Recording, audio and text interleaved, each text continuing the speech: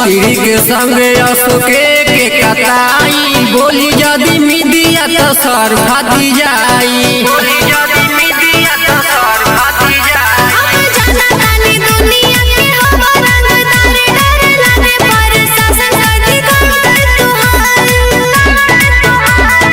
इतना पवार नहीं के कौनो सालाना सुनी रे पगली के लेके आई प्रशासन रे पगली के लेके आई प्रशासन रे पगली।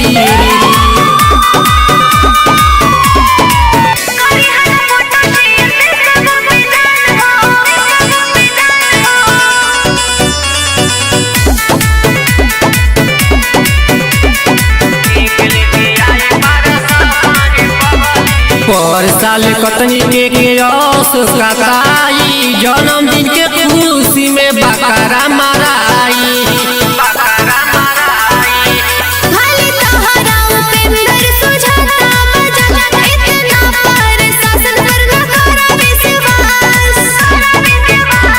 बबुआ नु सूरज नु दीही गरज ना रुकी प्रशासन रे पगली के